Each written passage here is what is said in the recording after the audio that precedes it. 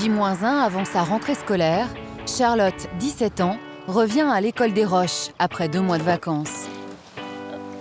Eh ben Charlotte, dis donc. Bon, Il n'y avait pas beaucoup de place, hein. Ses parents vivent à Dubaï, alors ce sont ses grands-parents qui se chargent de son installation. Bonjour. Ça va Charlotte? Ça va et vous? Ça va. Cela fait 4 ans que Charlotte est interne ici. Cette année, elle passe le bac, alors privilège ultime, elle a une chambre pour elle toute seule. On va rentrer dans une armoire? Ah justement, je voulais vous en parler. Il me faudrait une deuxième armoire. Oui. Alors regardez, j'aimerais avoir une deuxième armoire qui soit là, parce que sinon j'ai pas de place pour mes valises. Oui, et avec ceci. Il y a un jacuzzi à côté. Oui, bien sûr, là dans le coin. Ici, pas de jacuzzi, des chambres plutôt spartiates. À 30 000 € l'année, on pourrait s'attendre à davantage de confort. Mais ce n'est pas cela que viennent chercher les familles ici lorsqu'elles y inscrivent leur enfant. L'école des Roches, c'est un moment de sa vie qui est important. C'est sûr. Qui est important parce que d'abord, ça génère tout un avenir prometteur quand on sort d'école des Roches. On a beaucoup de relationnel, on a une carte de visite en quelque sorte. Une carte de visite, un réseau et une formation dans les meilleures conditions. Depuis plus d'1 siècle, cette école d'exception forme des élèves de la primaire au lycée avec une devise, bien armés pour la vie, et un but, en faire des élites. En 116 ans, l'école a vu défiler des enfants de ministres, de diplomates, de grandes familles d'industriels, comme les Michelin, les Peugeot ou les Rothschild. Mais aussi de futures stars comme Vincent Cassel, ou les enfants d'Hélène Ségara, Thierry Lhermitte, ou encore José Garcia. À moins de 2 heures de Paris, en plein bocage normand, bienvenue à l'école des Roches. 60 hectares, des tennis, une piscine et même une piste de karting. 61 professeurs pour 310 élèves privilégiés venus du monde entier.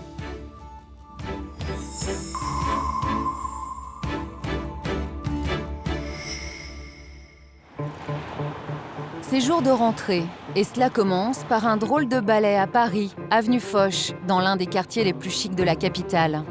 Certains des élèves déjà en uniforme rejoignent le car dépêché par l'école. Ceux-là, pour la plupart, sont étrangers, comme la moitié environ des effectifs. Qu'est-ce qu'on attend ? D'abord qu'elle forge sa personnalité, c'est important. C'est de faire d'abord de bons citoyens et évidemment d'avoir de bons résultats scolaires. Bien sûr, c'est la cerise sur le gâteau. Certains viennent de très loin, parlent à peine français et ne reverront pas leurs parents pendant plusieurs mois. Je savais que c'était une très bonne école. Il y a un très grand campus et il y a déjà quelques élèves chinois. Donc pour l'avenir de notre enfant, on a choisi de l'envoyer dans cette école. Dans moins de 2 heures, c'est une nouvelle vie loin de l'agitation parisienne qui les attend. À 115 km de là, à l'école, le défilé des berlines en tout genre a déjà commencé. Bonjour. Bonjour. Est-ce que vous avez besoin de renseignements pour votre maison? Charlotte est ce que l'on appelle ici capitaine de maison. C'est pour cela qu'elle est arrivée la veille. Sa mission, tout au long de l'année, sera d'orienter et d'aider les 60 jeunes filles qui partageront sa maison. Aujourd'hui, elle accueille et informe les nouveaux venus. Donc ton prénom c'est? Jeannette. Comme plus d'une centaine d'élèves attendus aujourd'hui, Jeannette est étrangère. Elle est la fille d'un ministre gabonais. Bon, il y a 3 lits, mais vous êtes que 2. Jessica, elle, est irlandaise. Pas un problème pour Charlotte qui est trilingue. C'est là aussi l'un des intérêts de l'école. Ici, les nationalités se côtoient et très vite, les élèves échangent naturellement en plusieurs langues. So your room is this one? Yeah. So you can choose your bed. This one maybe? We try and mix the rooms to get a bit of every nationality and to put a French person in each room so they can speak French. De l'autre côté du campus, César, 12 ans, et sa mère Catherine, productrice, arrivent à l'école. Tu prends ton sac? Je prends le cartable? César est nouveau. Cette année, il vivra dans cette maison avec 61 garçons de son âge. Ici, à la manière des collèges anglais, les élèves sont répartis dans une dizaine de maisons à travers le parc. Bonjour. Un comité d'accueil miniature l'y attend. Ici, même à 12 ans, on prend la moindre tâche au sérieux. Ça a été? T'as passé de bonnes vacances? César est en échec scolaire. Ses parents espèrent qu'ici, il obtiendra de meilleurs résultats. Celui-là, il est pris, celui-ci, celui-ci et celui-ci. Tu en vois, je fais entre ces deux-là. Ouais, quoi que Je prends celui-là. Celui-là. Ça va bien se passer. Hein? D'accord? Bon courage. D'accord, je t'aime. Mais avant de se mettre au travail, César doit encore passer par une étape indispensable. Bonjour. Bonjour. Alors, vous avez repéré vos tailles? Peut-être, oui. Peut-être. Ici, l'uniforme est obligatoire. Est-ce que tu as déjà eu l'occasion de porter une cravate? Non, jamais. Non? Donc ça va être une grande première? Oui, c'est ça. Costume, cravate et chemise blanche, l'occasion pour les plus jeunes d'apprendre leurs premiers gestes d'homme. Tu passes devant. Ensuite, tu passes par Maintiens derrière. un peu. Là, on passe par derrière et ça te fait repasser. Ensuite, on passe par là. Voilà. D'un seul coup, c'est un autre homme. Hein? C'est une grande transformation quand même. Et j'espère que tu te sentiras à l'aise avec tout ça. Moi aussi, toute l'année, j'espère. hein. Mais bon, il n'y a pas de raison, hein, parce que t'es loin d'être ridicule. Au contraire, tu as énormément d'élégance. L'élégance a un prix. Il faut compter plus de 700 € pour le trousseau de rentrée. C'est la marque de fabrique de l'école des Roches. On a la cravate avec marqué ER, donc c'est vraiment le symbole de l'école des Roches, l'uniforme. C'est ce qui distingue nos élèves. César devra attendre encore quelques retouches pour devenir un vrai rocheux. À la rentrée, 4 couturiers travaillent sur le domaine sans relâche dans un atelier improvisé pour livrer 1000 pièces sur mesure en quelques semaines.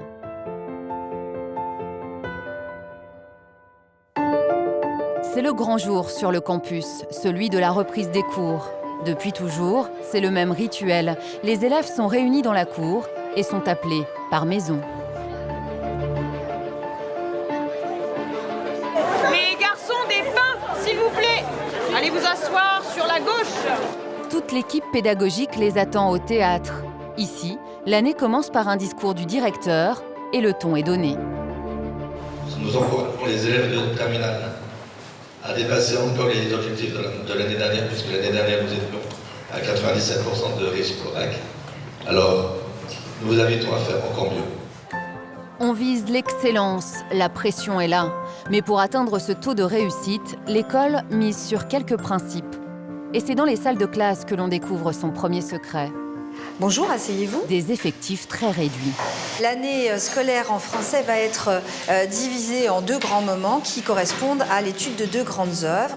Dans cet établissement privé sous contrat, les professeurs suivent le programme national. Mais dans la classe de Charlotte, ils sont 11. C'est là toute la différence. Je suis un professeur du public à l'origine, donc je peux vraiment comparer. On est toujours à peu près une petite dizaine et il est bien évident que je ne peux pas faire cours de la même façon. Je parle à chacun et je peux m'occuper de chacun assez facilement. Un enseignement en petit comité, quasi personnalisé, et ce tous les jours de 7h55 à 22h, devoirs compris. C'est avant tout cela que viennent chercher les familles ici. L'an dernier, on l'a classé dans quel mouvement littéraire? Pour vous aider, on l'a classé dans un mouvement littéraire que vous avez étudié. Voilà, le réalisme. On est capable de voir tout de suite les éléments très positifs que dans une classe de 32, on ne pourrait absolument pas déceler. Et donc, on peut les mettre en valeur. Et ce petit plus lui permet de lui donner confiance, ce qui fait que ça se retrouve après dans son travail en maison. Est-ce que vous avez le sentiment d'être dans une école de prestige? Au niveau des résultats, tout ça, le pourcentage est élevé. Ça, c'est à ce niveau-là où on peut dire que c'est du prestige. Puis même, on a des bons professeurs, ils viennent en études. César aussi a eu sa première journée de cours. Dis-moi, César, t'es contente de ta classe? Oui, je suis content, il y a des amis, en même temps, oui, je suis content. Ça s'annonce comment cette année? J'en sais absolument rien, mais je pense qu'elle va bien se passer. Mais lorsque la nuit tombe, c'est à une autre forme d'apprentissage qu'il se confronte. On range. César, c'est fini là, c'est rangé tout ça? Tu fais ton lit? Oui. Tu sais faire ton lit, c'est bon? À moitié. Une école de la vie, c'est en tout cas comme cela qu'elle se définit. Ici, les élèves sont tous issus de milieux privilégiés, alors l'école a pris un parti, fini le tout confort et vive l'autonomie. Tu mets le drap plat et ensuite tu mets la colle. Savoir déjà faire un lit, ranger une armoire, voilà, les bases de la vie en communauté, puisque si personne fait son lit, personne range ses affaires, évidemment on arrive dans une situation où voilà, faut qu'ils deviennent autonomes. C'est comment là? C'est dur. C'est bon? Ouais. Et ben voilà, non, on se sent mal. C'est bon. Est-ce que tu es fière de ton lit? Oui, je suis très fière de mon lit. César, tu vas faire ta tâche cuisine. Sa tâche cuisine. La vie dans cette école est décidément sans répit. Pour César ce soir, c'est vaisselle. Éponge, produit, un petit peu, pas trop, tu mouilles, tu frottes dedans, tu frottes dehors, hop, un petit coup dedans, et là tu mets à attendre. Okay. Tu fais ça pour tous les verres, et une fois que tu l'as fait, tu les rinces là. Pareil qu'à la maison, mais sans le lave-vaisselle. Des cours ultra encadrés, un quotidien fait de travail et de tâches diverses. À première vue, la méthode de l'école la plus chère de France peut paraître radicale, austère. Elle a pourtant son petit truc en plus. Depuis toujours, elle intègre au cursus scolaire de ses élèves des activités sportives classiques, mais aussi d'autres plus inattendues, avant-gardistes. Ainsi, dès les années 70, elle proposait des cours de télévision. Qu'est-ce que vous avez à faire là? Qu'est-ce qu'il y a comme difficulté? Là, j'ai à cadrer les deux sièges devant moi. Vous voulez en faire quelque chose plus tard de ce que vous allez avoir appris là? L'utiliser, mais en faire un métier, je ne crois pas. On n'est pas assez bon. Moi, je ne suis pas assez bon. Des cours de télévision hier ou d'autres aujourd'hui, l'idée est toujours de confronter les élèves à leur vie future. Marceau, il va t'expliquer faire les niveaux d'huile, niveau d'huile embrayage, niveau d'huile moteur. D'accord? César a choisi karting, le rêve de bon nombre de petits garçons de son âge. Mais ici, pas question de rouler dès la première séance. Comme tout dans cette école, ça se mérite. Tous les tiroirs, faut qu'ils sachent ça par cœur. Je te poserai des questions, je te dirai à quoi ça sert ça. Ça Un tournevis plat. Voilà, un tournevis plat. Ah. Ça, tu sais comment ça s'appelle ça? Tournevis rond. Non, un tournevis cruciforme. Ils sont contents de découvrir comment ça se passe exactement, de salir les mains au karting, de faire un tas de trucs qu'ils ne savaient pas faire avant. Vous voyez, moi, je connais des élèves qui sont arrivés à l'école, comme ils avaient quelqu'un pour porter les valises, ils n'ont jamais porté de valise, et puis du jour au lendemain, il fallait qu'ils portent leurs valises, vous voyez. Les encourager à l'autonomie, toujours, c'est aussi le but de ces activités extraordinaires. Ça peut toujours servir, par exemple, si on va en vacances et qu'on tombe en panne, au moins on saura, par exemple, voir si c'est l'huile qui va pas, ou si, par exemple, si on est en scooter, il y a la bougie ou l'antiparasite qui sont enlevés. Ça nous servira tout le temps. Ça donne envie? Un peu, oui. À quelques kilomètres du campus, Charlotte, elle, passe directement aux travaux pratiques. Bon, ben Charlotte, il va falloir y aller quand même. Ouais. Donc je vais t'aider à t'installer si tu veux. À quelques mois de ses 18 ans, elle n'a pas choisi de passer son permis de conduire, mais son brevet de pilotage. Cette année, Charlotte a en effet choisi l'option aviation. C'est impressionnant d'avoir plein de boutons partout. Charlotte a voulu suivre les traces de sa mère qui travaille dans l'aviation. Pour son premier cours, elle a droit à un baptême de pilotage. Ça va? Voilà, tu vois l'axe de piste là? On va décoller là. Voilà. Non.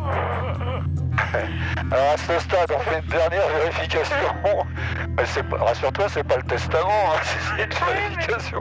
Le compas, il est bien, il est 247. Le directionnel aussi et la radio. Et ben voilà, il n'y a plus qu'à décoller. Comment on fait? Comme dans un cours de conduite, l'instructeur prend la main dans les moments délicats. Et voilà. Ça se passe bien là. Oui. On prend 89 gentiment. Alors regarde, j'incline un peu à droite et que va faire la machine? Elle va virer gentiment. Gentiment. Tu vois, regarde. Ouais. Non, oh là là, je peux pas regarder. Oh non. C'est des petites inclinaisons là. C'est petit ça? Oui. Voilà, une très jolie vue sur ton école, regarde.